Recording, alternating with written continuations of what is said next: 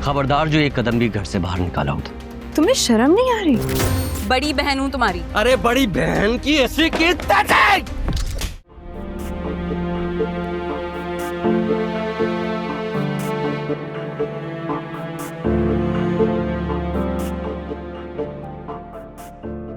कौन था बाहर?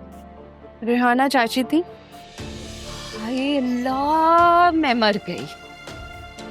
कैसे छुप छुप के ताए भतीजे की बातें सुन रही थी? ये कोई इंसानियत है कि किसी की बात के टोमे लगे रहना? सख्त गुनाह है बेटा, सख्त। समझाओ अपनी माँ को।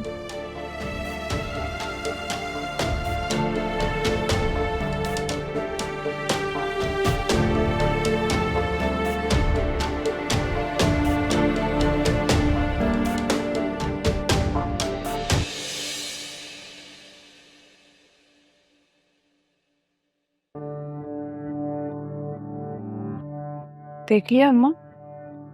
क्या है? सारी बातें सुन ली उससे? कोई हाल नहीं है।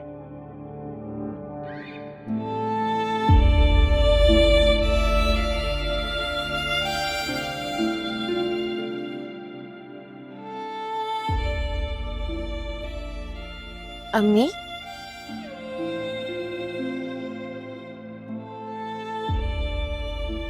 क्या हुआ है अम्मी?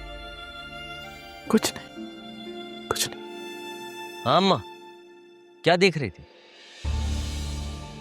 इस तरह छुप छुप के बातें सुनने वाले लोग फसादी कहलाते हैं। जुनैद, बकवास बंद करो अपनी। तुम खामोश रहो। अम्मी से बात कर रहा हूं ना मैं। अगर मेरा इस घर में रहना पसंद नहीं है तो बोल दो ना मुझे, मैं चला जाता हूं। मर जाऊंगा, वापस नहीं आऊंगा। अभी तो सिर्फ सहन बनाया है काम करने का, हाँ? और माँ के दुश्मनों के साथ मिल गए हो।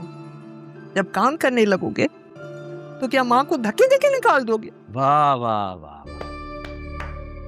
मुझे पता था कि तुम ऐसे ही कुछ बोलोगी। तुम जैसी माएं होती हैं जो अपनी औलाद को जो है ताने दे देकर जो है परेशान करके रखती है। माफी मांगो जुनैद अम्मी से। यार मेरा सर फट रहा है, मैं जा रहा हूं। जुनैद, माफी मांगो अम्मी से। एक आरज़ू थी आधी अधूरी, आधी अधूरी दुआएं,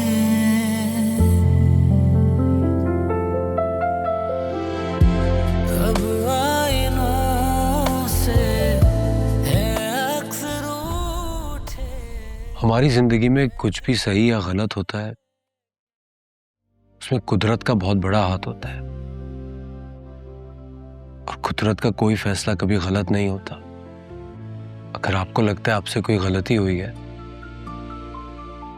उसमें भी कुदरत ने हमारी कोई बेहतरी मंजूर की होगी।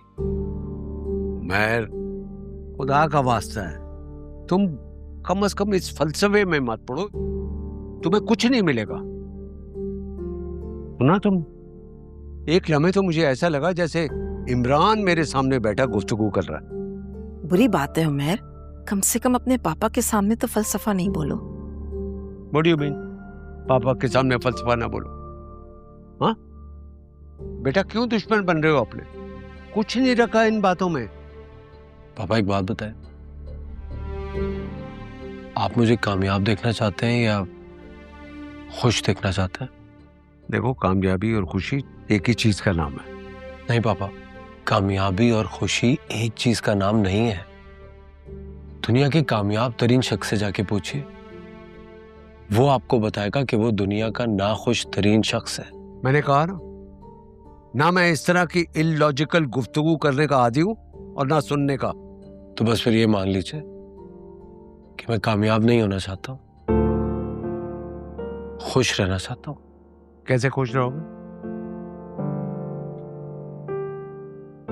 लोगों को खुशी देकर, उनसे उनके गम लेकर, दूसरों को उनकी खुशी देकर, और मुझे दुख देकर। Good, very good. Please carry on. मुझे तो आप लोगों की गुफ्तगू सुनकर बहुत ही मजा आ रहा है। अच्छा, कमाल है। यानी कि मैं इसकी बातों से परेशान हो रहा हूँ और तुम इसको एंजॉय कर रही हो। क्योंकि मुझे अब इन बातों से परेशानी नहीं हो रही है। जो भी मेरा बेटा करने जा रहा है ना, बिल्कुल सही करने जा रहा है और मैं इसके साथ हूँ।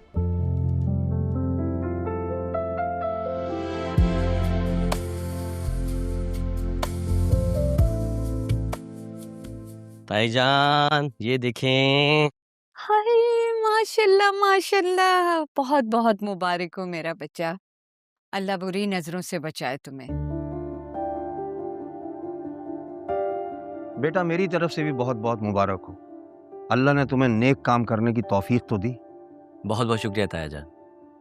तायाजान आज मेरे काम का पहला दिन है, मैं आप लोगों को लेने आया हूँ। पहली राइड में मैं चाहता हूँ कि आप लोग मेरे साथ चलें ताकि मेरे काम में बरकत हो। वो तो ठीक है, लेकिन अजान का वक्त हो रहा है और मुझे जमात कराने जाना। मस्जिद के मौज़िन जो है वो जमात करा देंगे, आप मेरे साथ चलें। चलो अगर तुम कहते हो तो तुम्हारी खुशी में शरीक हो जाते हैं बेटा। हाँ हाँ चलो चलो, हम तुम्हारी खुशियों में शामिल नहीं होंगे तो भला और कौन होगा। हाँ अम्मा मैं भी चलूंगी।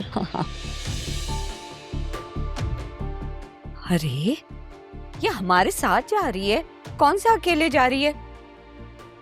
बेटा माँ को पूछा? तायाजान रहने दीजिए, दरअसल गाड़ी में 4 सीट्स हैं, आप 3 लोग हो गए और रास्ते से जाहिद भाई को भी पिक करना है, गाड़ी में जगह नहीं है। हाँ तो चलो बेटा, चले चले। आइए ना, आओ।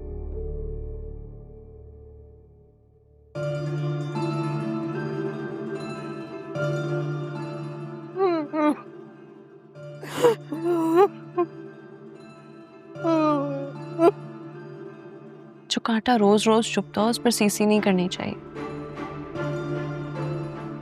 प्लीज मत रोएं।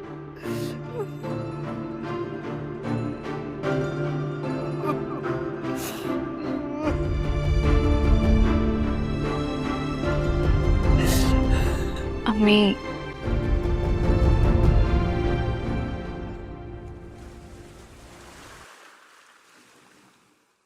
इसलिए कहते हैं लाइफ की चीजें आसान रखनी चाहिए।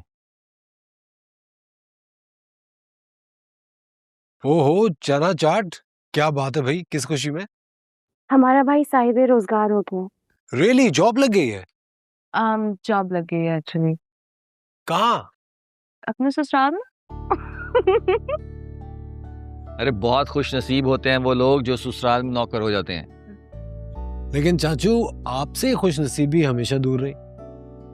सही कह रहे हो, ऐसा ही है।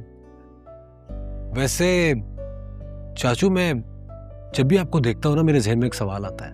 यही कि मैंने अब तक शादी क्यों नहीं की। नहीं, इस सवाल से पहले मेरे जहन में एक और सवाल आता है। अच्छा पूछो फिर वो सवाल। वो ये कि शादी करना जरूरी क्यों है?